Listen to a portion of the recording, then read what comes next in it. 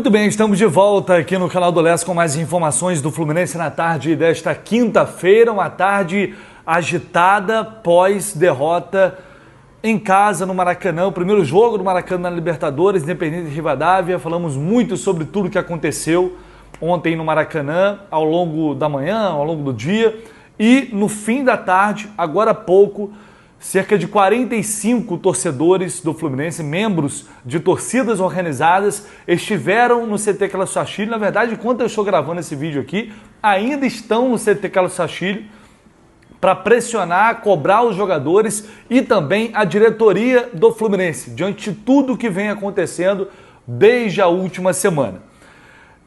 Como inicialmente, inclusive o Jornada marcando presença mais uma vez ao lado, acompanhando cada detalhe desse protesto, nossa reportagem Rafael Siqueira em loco registrou algumas imagens dentro daquilo que a gente poderia fazer. Inicialmente os torcedores chegaram para tentar entrar no CT e conversar com os jogadores, as lideranças do grupo, comissão técnica e diretoria lá dentro.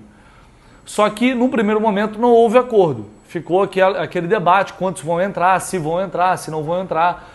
Enfim, durante esse processo de negociação, jogadores foram saindo. Alguns jogadores foram saindo e foram abordados por torcedores do Fluminense. O Freitas, por exemplo, ele foi questionado sobre o fato da esposa dele ter tirado foto, ter participado da festa lá dos torcedores do Rivadavia, a torcedora do Independente Rivadavia. Então isso viralizou muito, acabou pegando muito mal. Foi questionado também por que tudo mudou abruptamente de uma hora para outra, quem é o responsável, quem é o culpado por isso. Assim, outros atletas também foram questionados. O Guga também, por exemplo, parou para conversar com os torcedores, porque ontem ele deu uma declaração infeliz na zona mista, né, falando sobre que ganhar, se ganhar, se a gente sempre ganhar não vai ter graça. Foi muito cobrado por isso também. James foi abordado e o James nunca jogou em time grande, veio do Mirassol, mal dava entrevista por lá, ficou muito assustado, mal conseguia falar. Midjan também foi questionado sobre o fato de ele ter tirado as fotos que ele tinha com a camisa do Fluminense no seu perfil no Instagram. Perguntaram por que ele não joga. Enfim, Hércules também, Bernal parou com o grupo. Vou trazer para vocês alguns vídeos e registros, imagens que foram feitas dos torcedores do Fluminense que estão no CT protestando no CT Carlos Sachilli, perdão. E a gente volta na sequência com mais informações.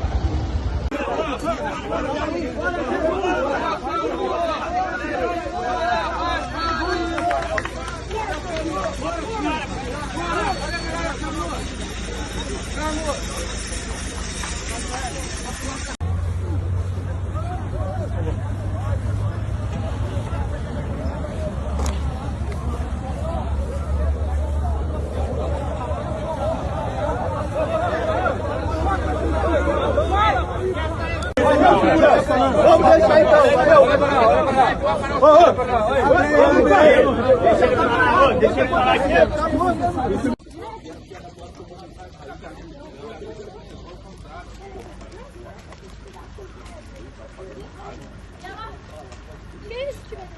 Fala que esse gato fica sem graça. Não fica sem graça. A gente quer ganhar. Não ganha nada, porra. Pudesse ganhar tudo. A gente quer ganhar tudo. E na hora mais importante, tu perde o pênalti. Vai chutar cada bola. Deixa eu explicar. Vai ter que ouvir, mas tem que ouvir. Pô. As palavras ontem não foram exatamente o que eu queria falar. Caiu mal pra caralho. Muito, pô.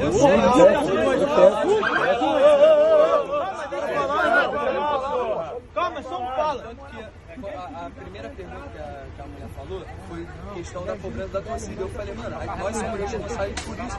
E quem tem que mudar isso não é a torcida. A gente não tem que falar que a torcida tá errada. Pelo contrário, porque a torcida tá cobrando porque a gente não tá desempenhando um bom futebol. Aqui só tem só torcedor. Não pode falar, pode falar. Futebol do Brasil. Não pode ficar tão ruim assim. Irmão, vamos no foco lá na frente, cara. Deixa eu ver. Mas era pra ele estar aqui. Só que se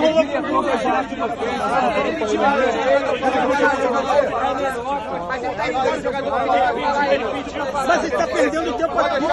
Foi ele que pediu, cara. Isso aí é quem? Vambora, Hércules. É o Hércules. Ô, Hércules! Vai substituir no intervalo. Tu se machucou? Ou te tiraram porque saiu?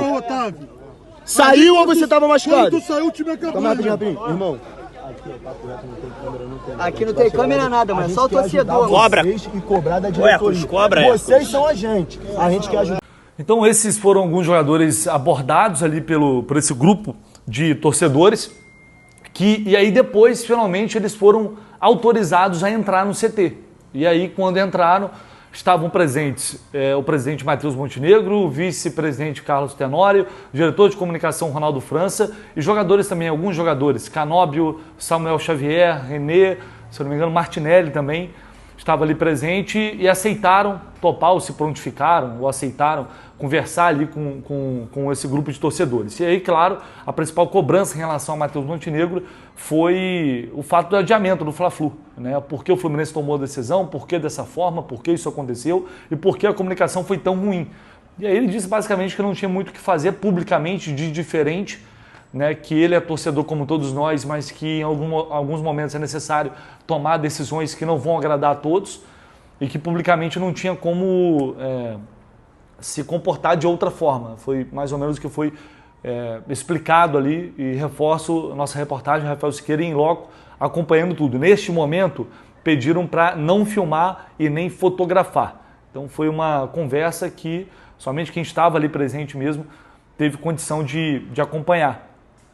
E, enfim, essas foram algumas das justificativas, é claro que falaram outras coisas. Os torcedores cobraram também em relação a arbitragens, constantes erros de arbitragem que vem acontecendo de maneira muito frequente. Isso não aconteceu agora contra a Rivadavia, mas nos jogos anteriores sim. Houve também questionamentos sobre isso, posicionamentos mais firmes em relação a isso. E claro, por que o time caiu tanto, o que está acontecendo internamente que está fazendo com que o clube entre agora numa crise imensa, quando 10 dias atrás estava num bom momento ainda, quando antes da data FIFA a gente já vivia ali a expectativa pelo início da Libertadores, sequência do Campeonato Brasileiro, enfim, muita coisa acontecendo. Internamente um ambiente pesado, como a gente pôde observar ontem, um Zubeldia bastante abatido.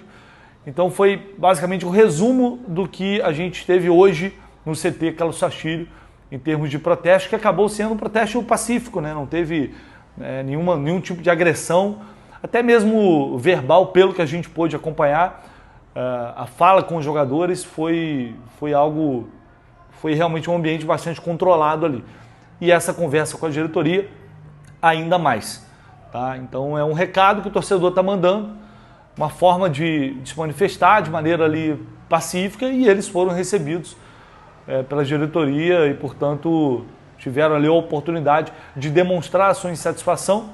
Vão acabar representando alguns, outros não, mas membros de organizados estiveram lá, se fizeram presente para cobrar, para exigir uma reação imediata da equipe. Tá? E qualquer novidade, é claro, a gente vai trazer aqui para vocês, mas neste momento agora, antes de eu encerrar esse vídeo, a reunião foi encerrada e os torcedores já deixaram, inclusive, o CT Carlos Sachilho.